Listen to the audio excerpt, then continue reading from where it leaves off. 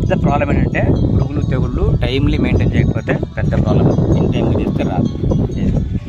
ఇచ్చిన plants healthy ప్లాంట్సే, మొక్కలు కూడా మంచిగా అన్ని రకం ఒకే రకం ఉన్నాయి. వెరైటీ డిఫరెన్స్ ఏం లేదు. ప్రాబ్లం మేనేజ్మెంట్ డిఫరెన్స్ అను ఇరిగేషన్ టైంకి లేకపోవడం ఒకటి. ఈ ట్రాక్టర్తో కొంచెం డ్యామేజ్ అయ్యాయి కదా ఆ రోడ్ ప్లాంట్ దగ్గర, దానివల్ల మళ్ళీ తిరిగి వెరైటీల ప్రాబ్లం ఏం లేదు. వెరైటీ షేప్ ప్రాబ్లం ఒక్కడే మనకు వైరస్ కనపడదు. కానీ మిగిలిన ప్లాంట్స్ హెల్దీ ప్లాంట్స్ ఎక్కడ కూడా పెద్ద ఏం లేదు. ఇవంటావా మైక్రో డెఫిషియన్సీ అవన్నీ మాకు సహజం, దీంట్లో వచ్చేటివే. బట్ వాళ్ళు రైతులు సార్, మనము జస్ట్ మొక్కలు తీసుకొచ్చి పెట్టాము, వాళ్ళు ఒపీనియన్లు ఏమంటారు ఎలా బాగుంటుంది,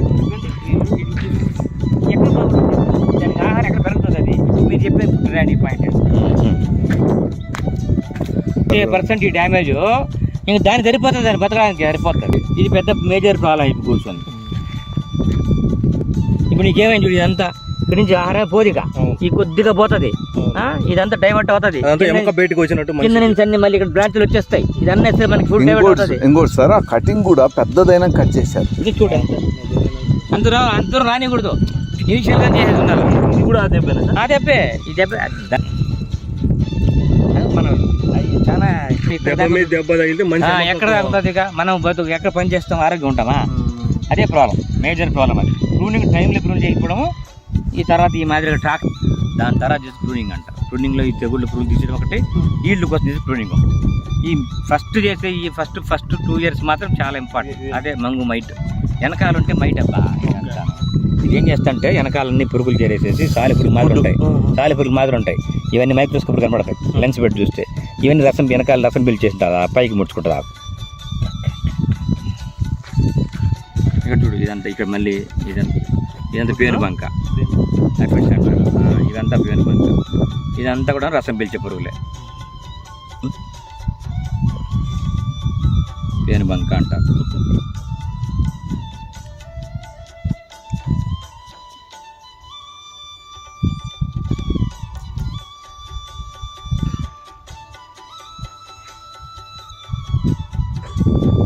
అయిపోయింది. ఇవంతా చూడు, దీంట్లో ఏంటి లీఫ్ మైనర్ ఉంది. ఈ డిసీజ్ లీఫ్ మైనర్, ఇదంతా లీఫ్ మైనర్. ఇది మంగు మైట్, మైట్.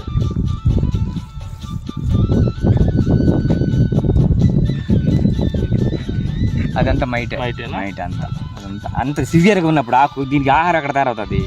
హెల్తీగా ఉంటే లీఫ్ దీంట్లో ఆహారం తయారవుతుంది. ఇదంతా పురుగులు తెగులు ఈ మాదిరి ఉన్నప్పుడు నీకు ఎట్ట ఎక్స్పెక్ట్ చేస్తావు? వెరైటీల ప్రాబ్లమే కానే కాదు, వెరైటీ ప్రాబ్లం లేదు. ఇదంతా మెగ్నీషియం, ఇంటర్నల్ గ్రోస్ అంటారు.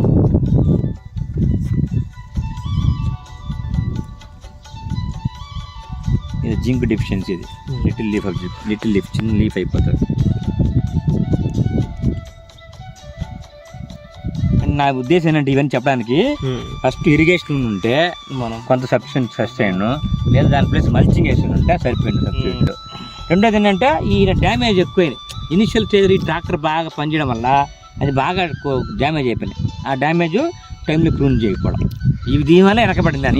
ఇది ఈ డ్యామేజ్ కంట్రోల్ చేయకపోతే సాయిల్ డెప్త్ ఉంది కదా, ఈ పక్క అంత పెద్ద వ్యాప్తి పెరిగిందంటే ఆ పక్క ఇది పెరిగింది అంటే సాయిల్ డెప్త్ ఉండి ప్రాపర్గా ఇబ్బంది ఏం లేదు. సాయిల్ గురించి ప్రాబ్లం అంతా సాయిల్లో న్యూట్రిషన్ లేదు, అంతా ఆర్గానిక్ కార్బన్ లేదు.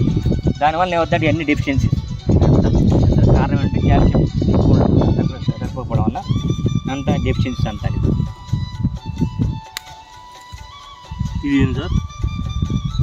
ఇవి డెఫిషియన్సీస్. ఇది పురుగు అది మామూలు న్యాచురల్ తిరిగి పురుగేం కాదు.